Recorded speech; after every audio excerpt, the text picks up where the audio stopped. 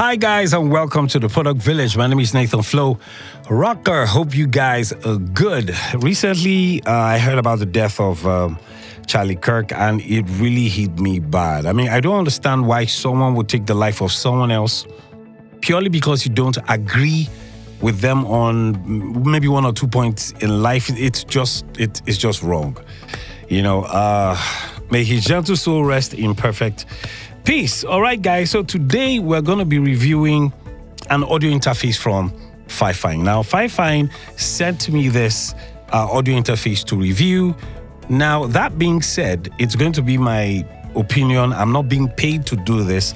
I'm not being told what to say. This is just my own professional opinion. And by audio interface, I mean the Fifine Ampli 1 recording interface. Now, this is the entry level of audio interfaces at Fifine. Let's open up the box and let's see what we have in the box.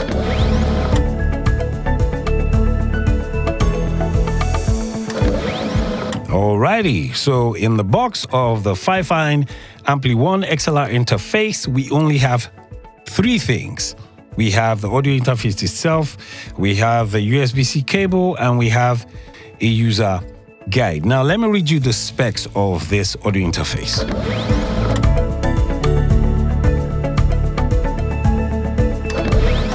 The Fifine Ampli 1 XLR interface has a frequency response of 20 Hz to 20 kHz with a signal-to-noise ratio of 75 decibels. It also has a dynamic range of 85 decibels. It has a bit depth of 16 bit and a sample rate of 44.1 kHz to 48 kHz, and it only weighs 0.8 kilograms. Pretty light.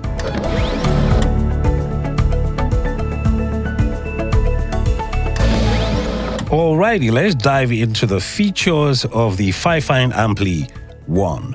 Now, from the top, you have 3 knobs. You have a mic/line gain knob, you have an instrument gain knob, and you have one for outputs. When we turn it the other way around, you actually have one mic and line input. This is for XLR. And next to that, you have a phantom power. This is 48 volts. Next to that, you have a switch for either the line or the microphone. And next to that, you have an instrument input. Next to the instrument input, you have a jack for your headphone. And next to that, you have a gain knob for your headphone. Next to that, you have a direct monitor knob. If you push this in, then you can hear yourselves in the headphones. And if you bring this out, then you can actually hear what comes out from the monitors. If you turn it the other way around, you have 2 outputs. You have left and right. These can be used for routing directly to a monitor or a pair of speakers. Next to that, you have a USB-C slot, and this is how you actually power the Ampli 1. And I guess that's basically everything about this. Yep.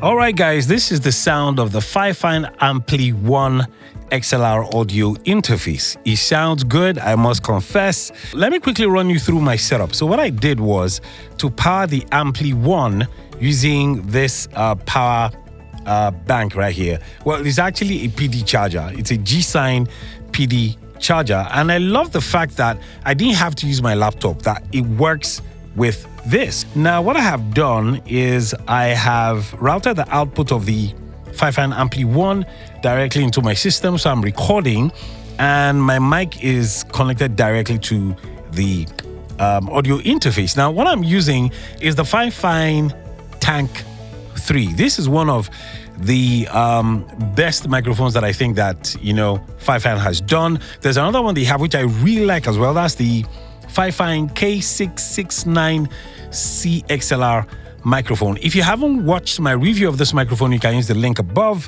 You can watch it. You will love how this microphone sounds. I mean, right now, that's what I'm actually using. Okay, so initially what I wanted to do was to run the audio directly into the Rodecaster Duo. But I realized that if I do that, the processing of the Duo would rub off on it, and you guys you won't be able to tell the difference between how the Rodecaster Duo sounds and how the Fifine Ampli One sounds. Now, that being said, I have one or two snags. Now, the mic gain itself, if you're seeing it from the cam at the top, you realize that my gain is practically at, say, so let's say this is 6, 9, 12, 3. It's at 3 p.m.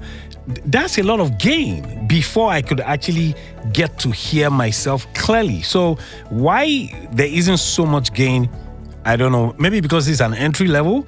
Perhaps that's the reason why I had to do so much. Now, also on the output, now the output knob here controls what goes out. So meaning if I was using that output for monitors, this is going to control it.